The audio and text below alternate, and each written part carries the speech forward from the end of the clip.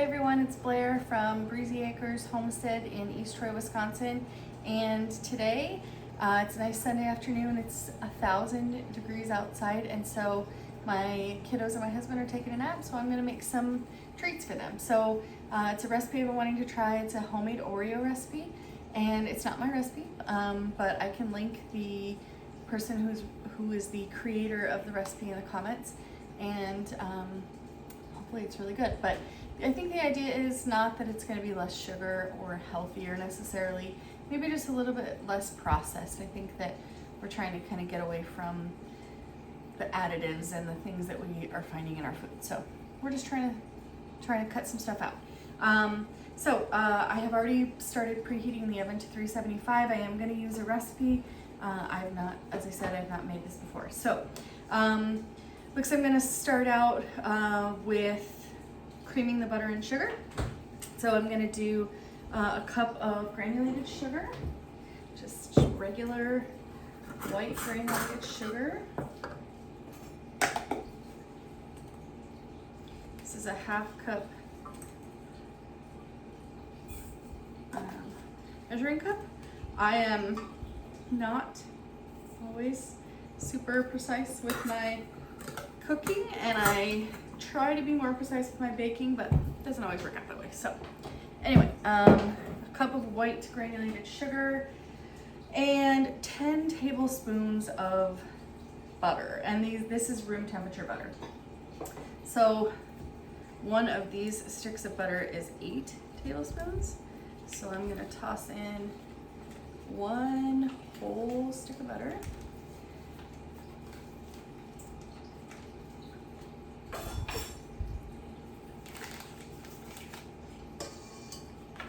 And then another 2 from this.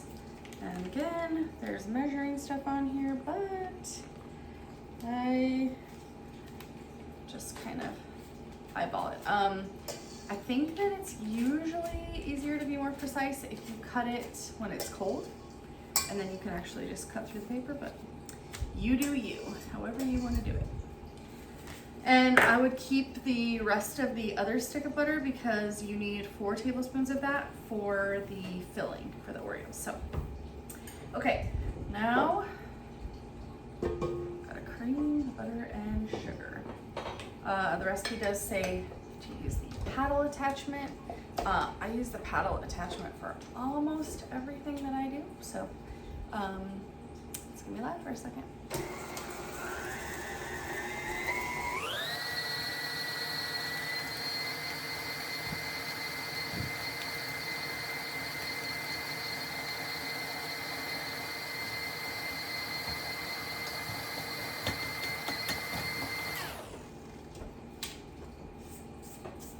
To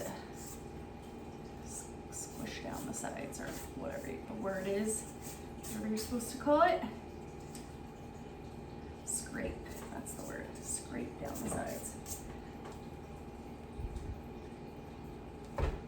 And generally go until it's pretty light and fluffy and creamy looking.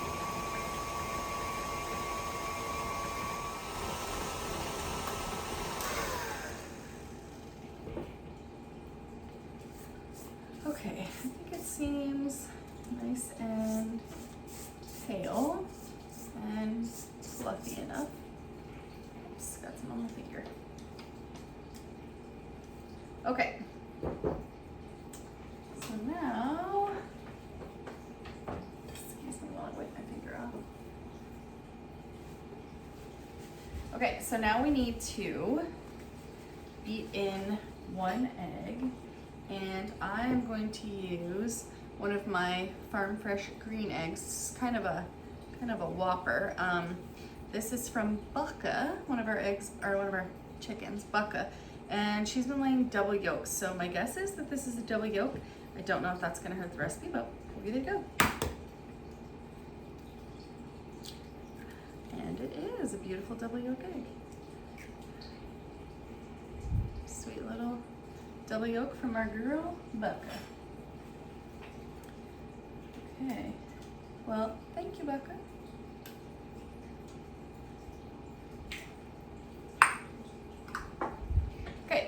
beat this in.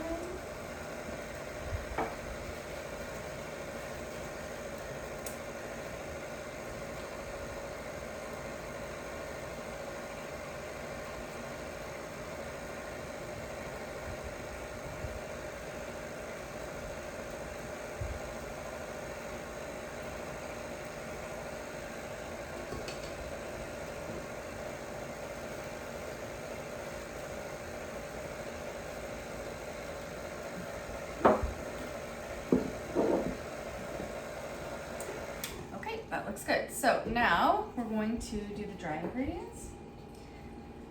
And it looks like we have 1 1/4 cups of flour. And then we need some salt. So 1/8 of a teaspoon of salt, which is, this is not really an official measuring spoon. I don't know where my measuring spoons are because I have not unpacked everything from moving. So we're gonna wing it. Doesn't always work out with baking when you wing it, but we're gonna give it a go. So we need baking powder, a teaspoon, a quarter of a teaspoon.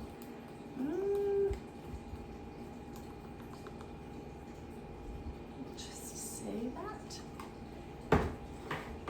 And a teaspoon of baking soda. So.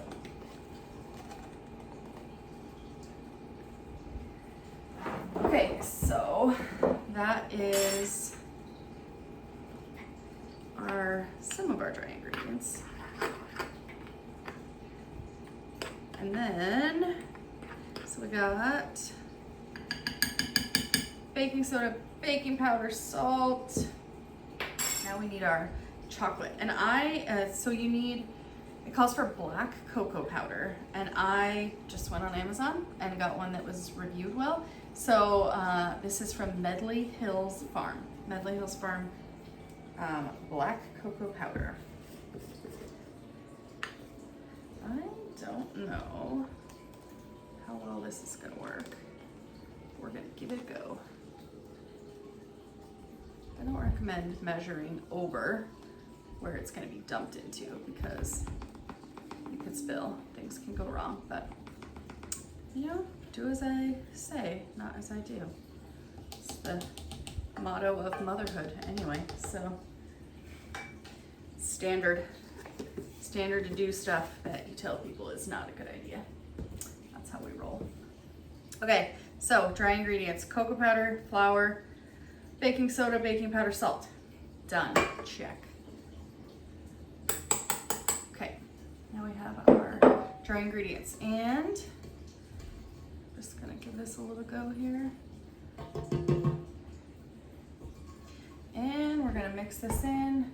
I normally cover this up when I do this so that I don't make a huge mess. I just drape a cloth over it, but I didn't put one over here, so we're gonna go have some dust cloud here, a flour cloud. Okay, and so now the ingredients are just supposed to beat until fully combined and smooth. And then we're gonna put it on our parchment lined baking sheet and bake it.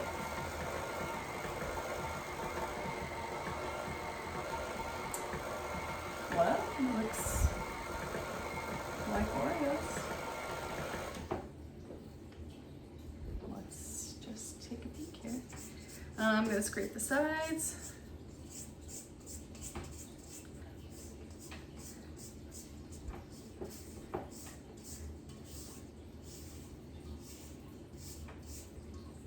It's a very thick, gooey dough.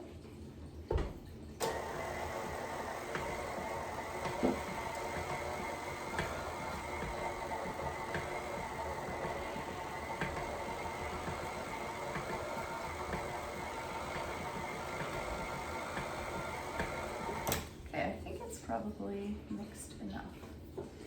Okay, so let me clean up my mess. And then we will put them on the cookie sheet for baking.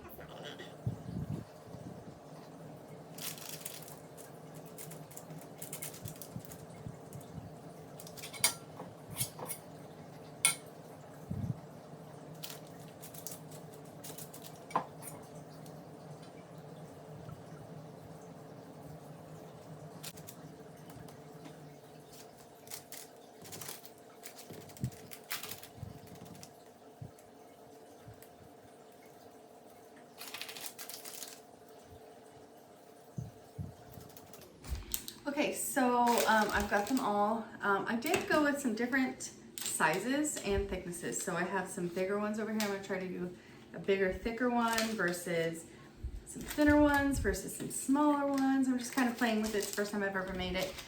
Also, the recipe calls for it to go straight in the oven. This recipe is pretty similar to a sugar cookie recipe with a lot less flour. But I'm gonna experiment by putting it in the freezer for just a few minutes to try to get it to keep from spreading. I just want to experiment to see if I can keep it kind of thicker, a little bit thicker on the cookie. So I'm just going to pop it in for just a few minutes before I put it in the oven. But the recipe does not call for that, so it could go very wrong. Who knows? But we'll give it a try. Wish me luck. Okay, so full disclosure, I went to put them in my freezer and my freezer was full. I couldn't fit them in. I pretty much always put sugar cookies in the freezer for 10 to 15 minutes. When I make them, I make like the really thick royal icing decorated cookies, and I always freeze those for 10 to 15 minutes before I put them in. However, I did not have room in the freezer today, so I thought, oh well, the recipe doesn't call for it. Put them in the oven. Then I came back and sat down and read the recipe, and it does in fact call for it to be refrigerated for 10 to 15 minutes. But by then, the ship had sailed. So these did not get refrigerated or frozen before putting in the oven. And as you can see, they spread quite a bit. They look like whoopie pies. So that's fine. These cookies are just for us. But I thought I might try the thing that I see everyone doing. I don't even know if it works. Where you sort of, they might already be,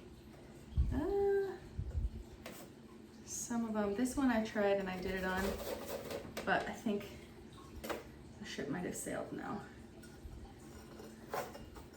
Yeah, so that's okay. Yeah, I don't want to break them. So not a problem. These don't have to be beautiful. They're just for eating, so it doesn't even matter. You could actually, well, maybe not.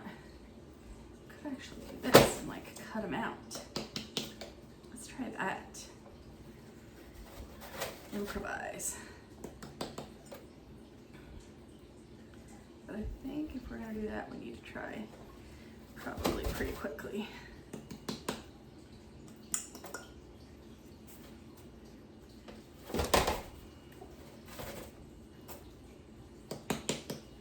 I couldn't find my cookie cutter this round, this small round, so I just got this glass, but I think it's forming a bit of a suction here.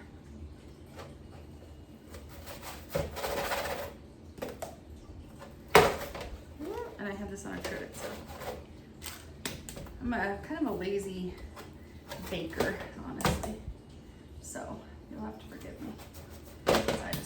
I'm a shortcutter. I am guilty of the shortcutting all the time. I'm doing the homestead, the chickens, the ducks, the kids, the job. It's like, cut the corners where you can, you know?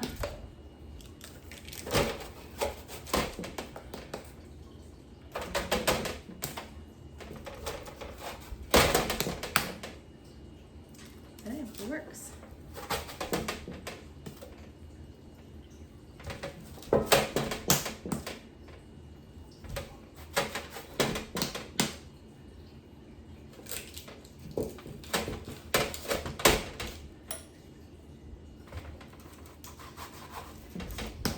Wait much longer, these things are going to be too brittle to do this. They're pretty much almost there. So I might cook them less time next time as well. Oh, that one flipped over.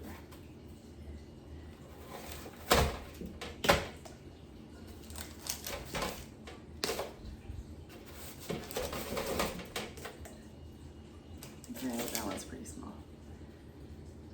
Probably missed one. I already did that one at the beginning, but anyway, you get the gist.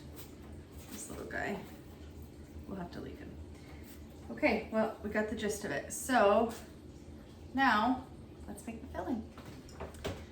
Okay, so I think we are almost done. We're gonna make the filling. I'm choosing to make the original filling. The recipe has an option for peanut butter filling, but I'm gonna make the regular filling. The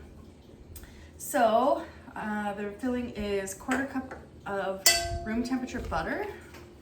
I have this butter left over from earlier. So I'm gonna do 4 tablespoons.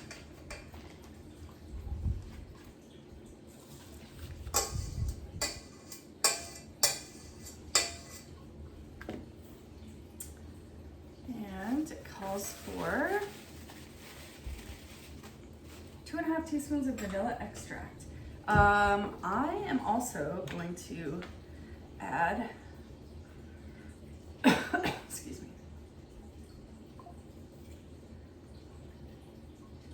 just gonna go a little heavy on the vanilla, and I like a heavy flavor. So I'm also gonna add, I use vanilla bean paste in my sugar cookies too, and so I'm gonna add this bourbon vanilla bean paste from Trader Joe's. It's pretty good. And I tend to go kind of heavy on the vanilla bean paste too, honestly. There's one that I really like that Walmart used to carry, and they kind of don't anymore, or I haven't found it in a little while, but really vanilla bean paste is pretty awesome. The thicker and the blacker it is, like the consistency is pretty thick, then it usually has a lot of, I feel like, vanilla in it, vanilla bean stuff in it. Okay, now 1¼ cups of, it says sifted powdered sugar, but I'll sift around here. That's witchcraft in my baking world. It's not, I know it's a real thing. I just am, once again, winning the mom game. I'm lazy. I'm just doing it this way. This is also like the worst idea in baking, to pour a huge thing like this over what you're trying to mix. See, not smart, but 1¼ we'll do another little smidge.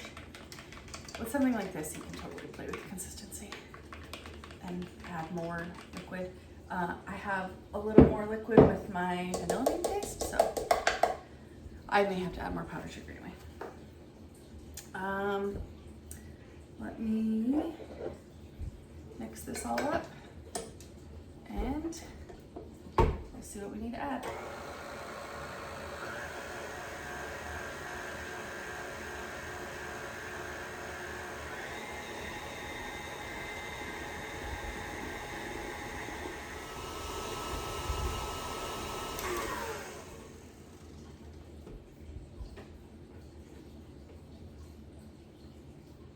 And this has such a cool look to it because it has little flecks of vanilla bean in it. And so you can see that it has real vanilla, which I like.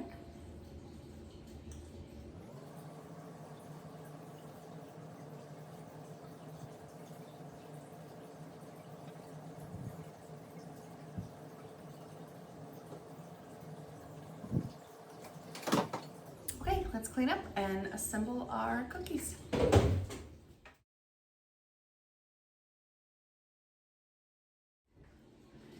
Okay, so I have finished the filling, and now we're gonna assemble the cookie sandwiches.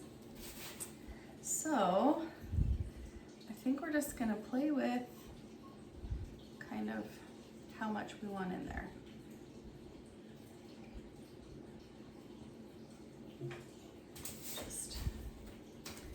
Find one of the other ones. There we go. It's kind of messy, but I bet it's good.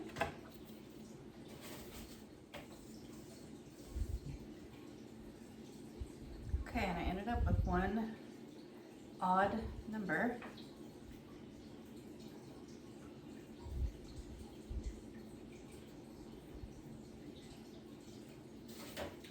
Okay, so I guess we'll just have to do one for the chef.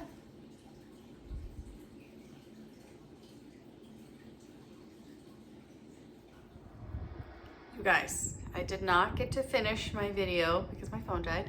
However, I'm gonna say this is by far the best Oreo I've ever had and probably the top 5 cookies I've ever had. So not hard to make, amazing. It's like soft and spongy, and the vanilla bean cream that I made in the middle is amazing. So kids approve. My daughter keeps stealing them, so we're gonna have to hide them, but they are amazing. So highly recommend. 5 out of 5, 10 out of 10, however many stars. It gets that many. Enjoy, try it. It's good, trust me. Yummy. Okay, what do you think of the cookie? Oh, yeah. Yeah, yummy.